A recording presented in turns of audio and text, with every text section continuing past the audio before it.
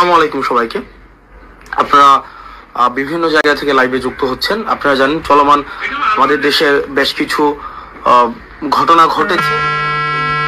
ঘটনার পরিপ্রেক্ষিতে সার্বিকভাবে আমরা বিষয়গুলো নিয়ে কথা বলবো। প্রথমত যে বিষয়টি সেটি হচ্ছে যে আমরা আওয়ামী লীগের প্রতি এক ধরনের সিম্প্যাথি ক্যাম্পেইন আমাদের রয়েছে। আমাদের মধ্যে কালচারাল যে হিজামনিটা আওয়ামী লীগ ক্রিয়েট করেছে, তাদের মধ্য দিয়ে আমরা দেখছি আওয়ামী প্রীতি, যে আওয়ামী লীগের প্রতি একটা সিম্প্যাথি দেখানোর চেষ্টা করা হচ্ছে, যে আওয়ামী লীগ এটা করেছে সেটা করেছে, আওয়ামী লীগের প্রতি ন্যায্যতা নিশ্চিত করা হচ্ছে না, আওয়ামী লীগকে বাক স্বাধীনতা থেকে তাদেরকে রুদ্ধ করা হচ্ছে, তাদেরকে সভা সমিতির থেকে বঞ্চিত করা হচ্ছে, এই ধরনের কথাবার্তা বলা হচ্ছে। আপনারা যে যে জায়গা থেকে যুক্ত হচ্ছেন আপনাদের সবাইকে সালাম জানাচ্ছি, আসসালামু আলাইকুম। তো দেখেন, আপনাদের যেটা বলা হচ্ছে এটা হচ্ছে আওয়ামী লাস্ট যে কার্ড রয়েছে, আওয়ামী লীগের সর্বশেষ যে অস্ত্রটা, সেটা হচ্ছে এই কালচারাল হিজেমনি। এই যে আওয়ামী লীগের কিছু দেখবেন ওই যে ধানমন্ডি কেন্দ্রিক, তারপর হচ্ছে আপনাদের এফডিসি কেন্দ্রিক কিছু ইস্যু ছিল, যে আওয়ামী লীগ সেগুলোকে নিয়ন্ত্রণ করে, কালচারাল জায়গাটাকে নিয়ন্ত্রণ করে সেখানে আওয়ামীফিকেশন করা হয়েছে। এই আওয়ামীফিকেশন করার পরে আওয়ামী লীগের লাস্ট যে ট্রাম্প কার্ড সেটা হচ্ছে এই কালচারাল হিজামনি দিয়ে চেষ্টা করছে। আপনাদেরকে একটা জায়গায় স্পষ্ট করতে চাই, আওয়ামী লীগ কোনো রাজনৈতিক দল না। আওয়ামী লীগের যেই ইন্টারপ্রিটেশনটা যেটা হয়েছে, আওয়ামী লীগ কোনো রাজনৈতিক দল না। আওয়ামী লীগ হচ্ছে একটা ফেসিবাদী শক্তি। এই ফেসিবাদী শক্তির একটা হচ্ছে ফেসিবাদী সংগঠন রয়েছে। তাদের যে ভিত্তিটা, সেই ভিত্তিটা হচ্ছে এটা মিথ্যার উপরে প্রতিষ্ঠিত, এবং তাদের যেই হচ্ছে ব্যাকগ্রাউন্ড, তাদের যেই হচ্ছে তাদের যেই প্রচারণা, এটা হচ্ছে মিথ্যা। তাদের ম্যানিফেস্টো হচ্ছে মিথ্যা এবং প্রপাগান্ডা।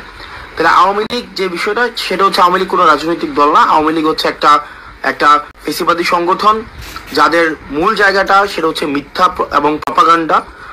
এই মিথ্যা এবং প্রপাগান্ডার উপরে তাদেরকে সাপোর্ট দেওয়ার মতো একটা অভিজাততন্ত্র রয়েছে, একটা অভিজাততন্ত্র বা অলিগার্ক শ্রেণী। এই অলিগার্ক শ্রেণীটাই হচ্ছে আওয়ামী লীগকে কিন্তু এতদিন পৃষ্ঠপোষকতা দিয়েছে, এবং এই অলিগার্ক শ্রেণীর সাথে আওয়ামী লীগের একটা রিসিপ্রোকাল সম্পর্ক ছিল, যে আওয়ামী লীগ তাদেরকে ফেসিলিটেট করেছে। আপনি 10-12টা কোম্পানি, 10-12টা গোষ্ঠী তাদেরকে ফেসিলিটেট করেছে, এবং আওয়ামী লীগকে তারা ফেসিলিটেট করেছে। এবং দিন শেষে যেটা হয়েছে, আওয়ামী লীগ একটা জনবিবর্জিত একটা দলে সেখানে পরিণত হয়েছে। নচেত 5ই আগস্টে যে ঘটনা, সংগঠন আওয়ামী লীগের সাথে আরো সম্পৃক্ত যে সংগঠনগুলো রয়েছে, তা সত্ত্বেও কিন্তু একটা মানুষকেও রাস্তায় পাওয়া যায়নি যে আওয়ামী লীগকে ডিফেন্ড করার মতো একজনকেও পাওয়া যায়নি। তা আওয়ামী লীগের সাথে বেসিক্যালি যে সম্পর্কটা ছিল সেটা হচ্ছে স্বার্থের সম্পর্ক। এখন এই ফেসিবাদ পরবর্তী সময় আওয়ামী লীগ তো এই দীর্ঘ 1.5 দশকের বেশি সময় ধরে আপনার ন্যূনতম যে আপনার যেটাকে বলি যেই মৌলিক অধিকার ছিল, নাগরিক অধিকার ছিল, এই নাগরিক অধিকার পর্যন্ত কিন্তু আওয়ামী লীগ আপনাকে দেয়নি। আওয়ামী লীগ একটা নাগরিক যেই মগজে মনস্তত্ত্বে আওয়ামী লীগ একটা অপ্রাসঙ্গিক। আওয়ামী লীগ নামে, আওয়ামী লীগের চরিত্র ধারণ করে, আওয়ামী লীগের আদর্শ ধারণ করে আবার কেউ কখনো এই রাজনীতিতে কখনোই আর রিহ্যাবিলিটেট হইতে পারবে না।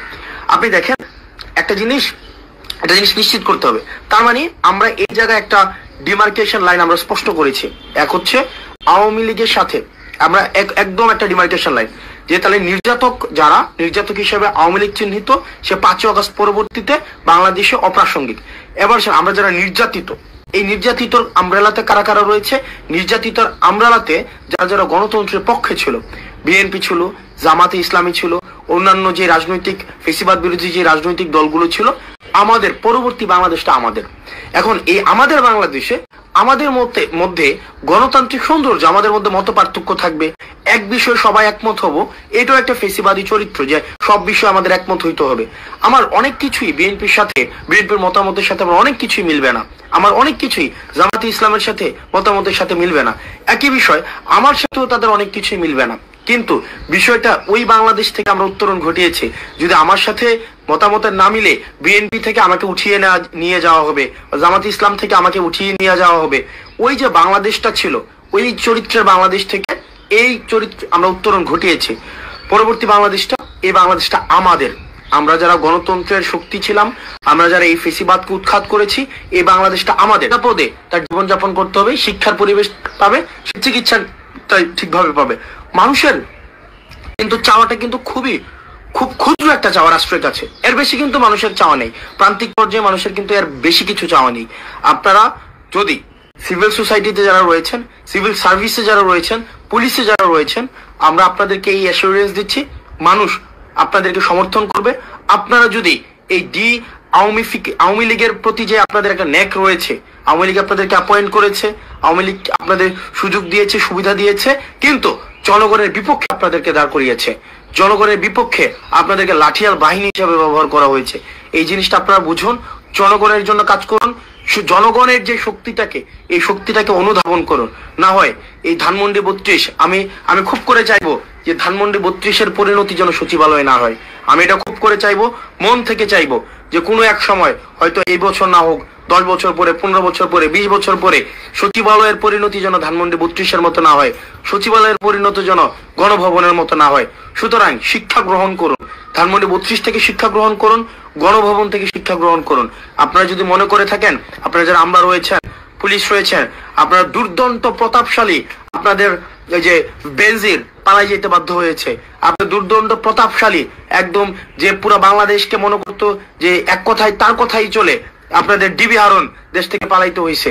আপনাদের এই যে এই মানুষগুলো কিন্তু আপনার দেশ থেকে পালাতে বাধ্য হয়েছে, কারণ তারা জনগণকে সাথে নিয়ে থাকেনি, তারা আওয়ামী লীগকে তারা হচ্ছে তাদের কিবলা বানিয়েছে।